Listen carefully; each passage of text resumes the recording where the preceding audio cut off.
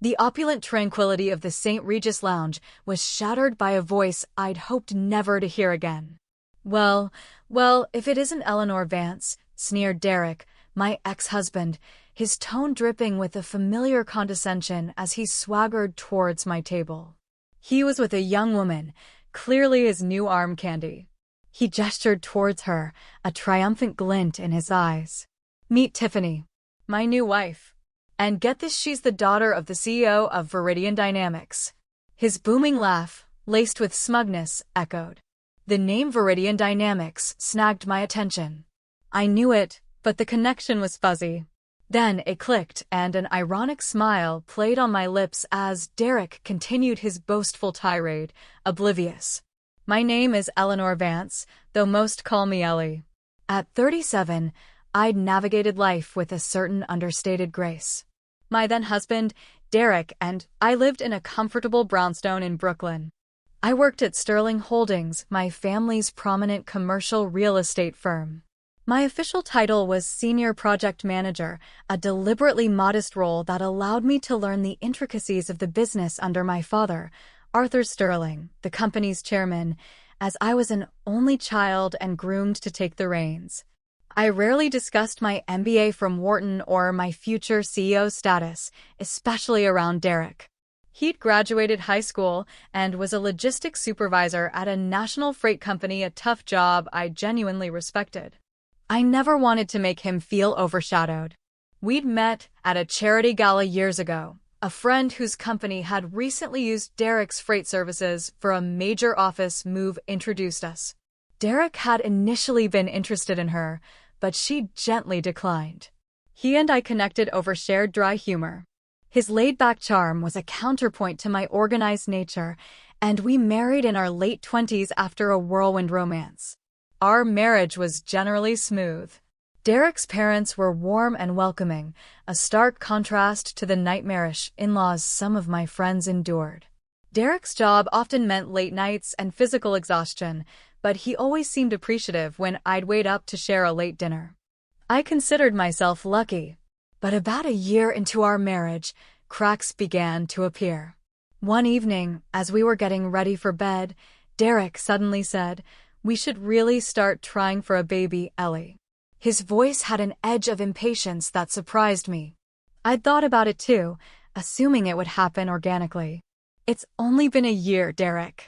There's no need to pressure ourselves," I replied, trying to sound relaxed, though I did want children. But he pressed on, more aggressively than usual. Statistically, most couples conceive within the first year, if they're not using protection. I wasn't familiar with the exact figures, but it sounded high. "If you're worried, perhaps we should both get checked out?" I suggested, thinking a proactive, joint approach was sensible. His reaction was caustic. "What are you implying? That it's my fault?" "Statistically, darling, it's usually the woman." It was the first time he'd spoken to me with such venom. I hadn't accused him. I'd suggested we both get clarity. Yet, he concluded I was blaming him. "It's always the woman's issue," he muttered, as if sealing my fate. I wanted to argue, but his words had stunned me. "I barely managed a week, of course. So, you go get tested." "I'm busy with work," he snapped. "Unlike you, just cruising along in Daddy's company." That stung. I wasn't cruising. While my role involved managing key accounts, I was also deep in strategic planning with my father, preparing for my future leadership. That night, silence descended, thick and cold, as we slept with our backs to each other. From that point, Derek's demeanor soured. One evening, I returned late from a lengthy meeting with Dad about a new skyscraper development. Derek was furious that dinner wasn't on the table. "Sorry, I just walked in 15 minutes ago. I'll get started right away." "Just give me a moment," I said, rushing. "Typical for the daughter of some small-time property manager," he scoffed. He had no idea Sterling Holdings managed billions in assets and had hundreds of employees globally. His bitter assumptions made daily life increasingly difficult. Arguing felt futile. "Why don't you pour yourself a scotch and relax while I cook?" I suggested, knowing alcohol often mellowed him. It pained me that our peace now depended on his evening drink, but I detested the confrontations more. The next day, his coldness persisted as he left. "Make sure dinner is ready tonight," were his parting words. I sighed. I'd taken the day off for a gynecological appointment for fertility testing. Derek had insisted I go, refusing to be tested himself. It was galling, but if there was an issue with me, I wanted to address it promptly, knowing fertility can decline with age. The specialist's clinic in Manhattan was bustling. After a battery of tests, the doctor said the results would be ready next week. The thought that I might be the one with problems was daunting, but I was prepared to face it. When Derek came home, I told him I had the fertility tests today. "Good," he grunted. "If the problem's with you, at least you're doing something. Let me know what they say." His assumption of my culpability was like a constant, dull ache. 6 years slipped by. I was now 37. Our attempts to conceive had failed, and Derek seemed to have resigned himself to childlessness. His late nights became more frequent. Sometimes he wouldn't come home at all, claiming he'd been out drinking with colleagues until dawn. He acted more like a frat boy than a husband. My responsibilities at Sterling Holdings had intensified, and the dream of a family had been reluctantly shelved. But Derek's recent behavior was becoming unbearable. One Saturday, after Derek left for a supposed guy's day out, I found his smartphone on the coffee table. As I picked it up to put it in his study, it buzzed. The caller ID read, "Tiffany Hot Stuff." Assuming it was a misnamed work contact, I answered, intending to say he'd forgotten his phone. "Derek, baby, you're so late.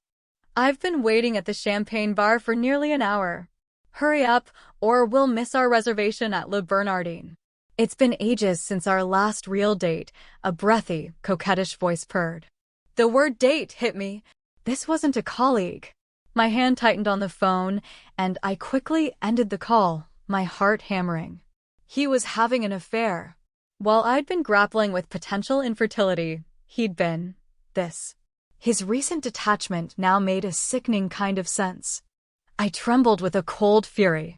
Determined, I started gathering proof. His phone's passcode was his birth date, pathetically easy. The call logs and messages were filled with exchanges with Tiffany Hot Stuff, replete with saccharine endearments and explicit details that made my stomach churn. I photographed everything with my own phone before placing his back where I'd found it, feigning ignorance. A month later, my father summoned me to his office. "Ellie, we need to talk about something serious," he began, his expression grave. It was about a significant portfolio risk, adding to my personal stress. That evening, perhaps sensing the inevitable, Derek broached the subject of separation. I was already planning how to initiate divorce proceedings, armed with evidence of his infidelity, so his suggestion was a grim convenience. "Yes, let's," I agreed, perhaps too readily. He seemed surprised, then a flicker of relief crossed his face, likely thinking of Tiffany. I signed the divorce papers he produced. "I'll file these tomorrow. And I'll move out," he said.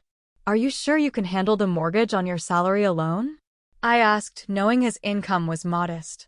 He waved a dismissive hand. Given his betrayal, I felt no inclination to cushion his fall.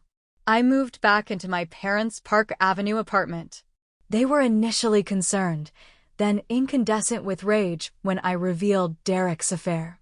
They fully supported my decision. I immersed myself in work. A year passed. One evening, noticing my exhaustion, Dad suggested, "Ellie, you need a break. Take a trip. We have that big merger coming up next month. It's going to be intense." I decided on a solo trip to Los Angeles, craving sunshine and peace. The Californian air was a balm. I checked into the St. Regis in Century City, opting for luxury. Relaxing in the elegant lobby lounge with a glass of champagne, the stress began to melt away. I half-joked to myself about relocating. That's when I heard his voice. "Huh? Ellie, what are you doing here?" I turned to see Derek with 2 large suitcases and a young woman clinging to his arm. She looked to be in her early 20s, with flawless skin, overly dramatic makeup, and long, crimson nails.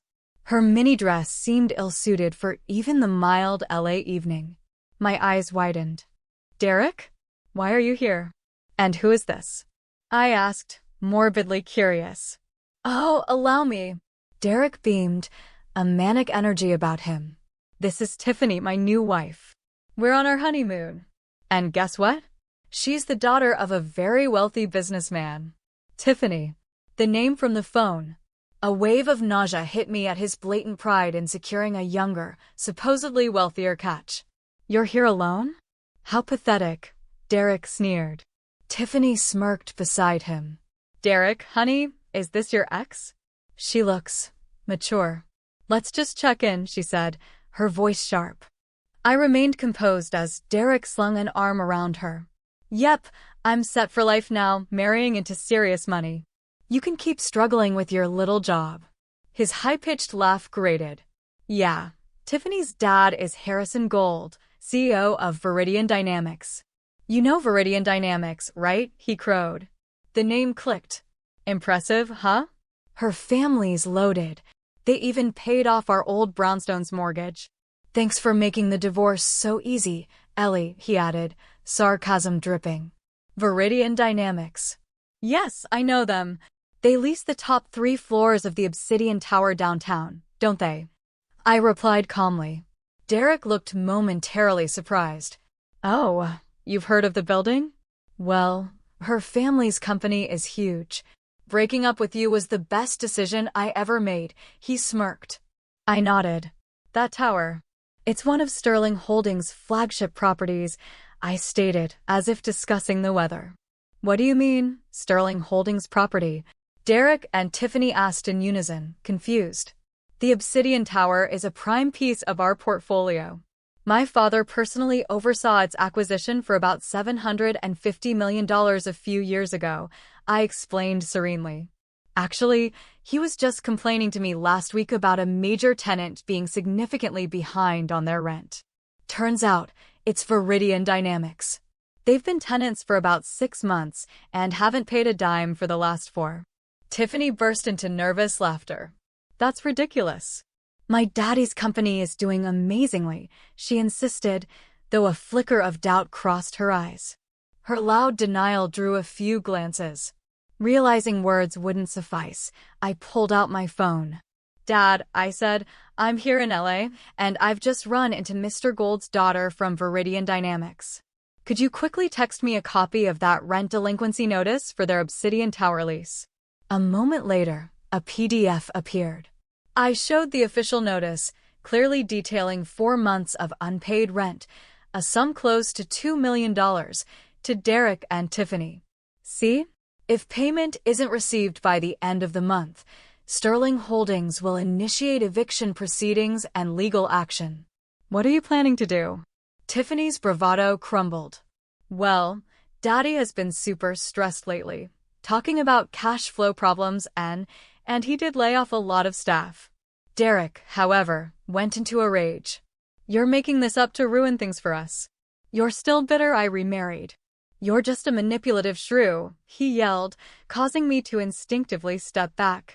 His accusations echoed the cruel words from our marriage. But I wasn't that woman anymore. Derek, are you serious? Do you honestly believe I still harbor feelings for you? How utterly deluded. I pity Tiffany for ending up with someone so transactional. You married me for convenience and the prospect of children. Then you discarded me when you thought I was defective. And now you think I'm jealous? You're delusional. His face flushed crimson. You're just a dried-up old maid. You'll never get married again or have kids. Tiffany and I are going to have a baby right after this honeymoon. That's when I played my ace. Oh, I didn't mention? I'm actually 5 months pregnant. My doctor said a relaxing trip was perfectly fine during the 2nd trimester. That's why Dad suggested LA. I paused, letting it sink in. Yes, after our divorce, I reconnected with James, one of our senior VPs. He's wonderfully supportive. We married quietly 3 months ago and found out about the baby shortly after. My father and the entire company are thrilled. Derek's jaw dropped. Pregnant? So, you were on birth control with me? The absurdity was almost laughable. Birth control? Derek, I told you the fertility clinic found no issues with me. The problem was never solely mine to bear. His face went slack. So, Tiffany and we might not. Why did I even marry her? He mumbled, looking utterly defeated. What do you mean, why? Tiffany shrieked, turning on him. You thought I was your meal ticket, and now you find out you're the broken one? I'd had enough. My business with you is concluded. Regarding Viridian Dynamics' tenancy, I expect full remittance of arrears if they wish to continue occupying the Obsidian Tower. Otherwise, our legal department will be in touch. I have nothing more to say. With that, I turned and walked back to the elevators, leaving them amidst their escalating argument. When I returned to New York, James, my wonderful husband, greeted me with a warm embrace. Welcome home, my love. How was LA? Did you relax? It was eventful. But yes, I'm relaxed now, I said, smiling up at him. Life with James was a daily affirmation of respect and love. Thoughts of Derek had long since faded. I never saw Derek again. However, through industry channels, Dad later learned that Viridian Dynamics was, in fact, on the brink of collapse. Harrison Gold had apparently been cooking the books for years, and a whistleblower had exposed massive fraud, including embezzling over $15 million from investor funds. The news channels were having a field day. Their stock plummeted, creditors circled, and a mass employee exodus ensued. They never paid the back rent. The Obsidian Tower soon had new, more reliable tenants. And I, with James by my side, prepared to welcome our child and my future role as CEO of Sterling Holdings, my father having decided to retire early, citing a desire to spend more time with his grandchild. My future was bright and entirely my own.